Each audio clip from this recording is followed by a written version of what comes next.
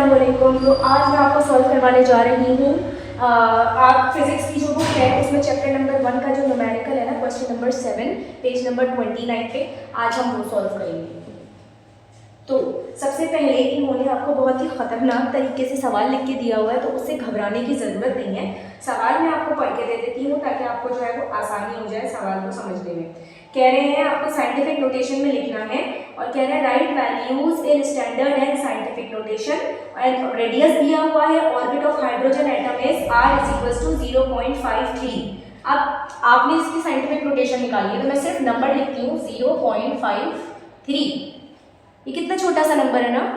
तो अगर मैं इस नंबर को, ये जो डेसिमल है, मुझे इसको किस तरफ मूव करना चाहिए? आगे तो कोई नंबर ही नहीं है, ठीक है, आगे तो कोई नंबर ही नहीं है तो मैं इसको इस तरफ मूव कर दूंगी।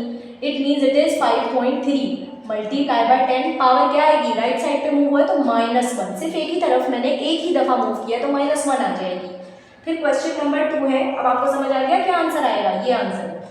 फिर उसके बाद कह रहे हैं 1 लाइट ईयर इज 2628। अब इसके जीरो मुझे गिनने पड़ेंगे। 1 लाइट ईयर इज, जरा रुके मैं पहले जीरो लिख लूँ ताकि मिस्टेक ना हो। अच्छा, मैंने ये जीरो जो है वो लिख लिए हैं। अब मुझे इसको किस तरफ मूव करना चाहिए? अगर मैं इसको, अब मैं कहाँ से मूव करूँगी? जब मेरे पास कोई भी यहाँ पर डेसिमल नहीं है, डेसिमल आई थिंक नहीं गिवन है, हाँ डेसिमल इसमें नहीं है, तो मैं क्या करूँगी? मैं इसको अपने राइट साइड से जो है वो मूव करना शुरू करूँगी। तो इट मीन्स डेसिमल यहाँ है, नहीं है तो मैं करूँगी 1 2 3 4 5 6 7 8 9 10 11 एंड 12। कितनी बार मैंने मूव किया है इसको?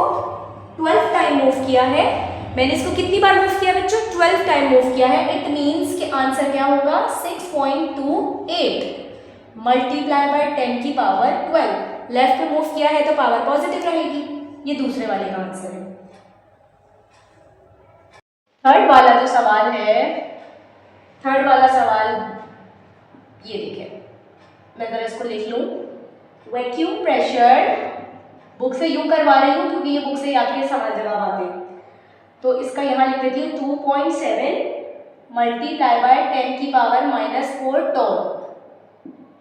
ठीक है, जरा मुझे बताइए। तो ऑलरेडी हमारे पास साइंटिफिक नोटेशन में है तो मैं जस्ट लिख दूंगी ऑलरेडी इन साइंटिफिक नोटेशन। ये बुक से सवाल था जो मैंने आपको कंप्लीट करवा दिया है। बहुत आसान है, मैंने आपको बताया किस तरीके से आप साइंटिफिक नोटेशन में आराम से इजीली जो है वो कन्वर्ट कर सकते हैं। बस आपको कुछ चीज़ें याद रखनी है। लेफ्ट है तो पॉजिटिव साइन और राइट शिफ्ट है तो नेगेटिव साइन। तो आई होप आपको ये वीडियो अच्छी लगी होगी। हमें अप्रिशिएट ज़रूर किया करें क्योंकि टाइम निकाल के हम आपके लिए वीडियोस बनाते हैं। आई होप आपको ये वीडियो बहुत ज़बरदस्त और बहुत अच्छे तरीके से समझ आ गई होगी। मैंने अपनी पूरी कोशिश की है कि आपको बहुत अच्छे तरीके से समझाऊँ। तो नेक्स्ट वीडियो में आपसे मुलाकात होगी। तब तक के लिए अपना बहुत सारा ख्याल रखिएगा। इसकी प्रैक्टिस ज़रूर कीजिएगा। 5 ईयर से क्वेश्चंस को सॉल्व करने की कोशिश करें ताकि जो उस तरीके के आपको, आप जब 5 ईयर से सवाल करते हैं ना तो आपको आइडिया होता है कि 5 ईयर में किस तरीके के सवाल आ रहे हैं। आगे टाइम मिलेगा क्योंकि मुझे बहुत सारी वीडियोस अभी अपलोड करनी है तो आगे मुझे टाइम नहीं मिला तो सॉरी, लेकिन अगर मिला तो मैं ज़रूर आपको 5 ईयर से भी क्वेश्चन जो है वो सॉल्व करवाऊंगी।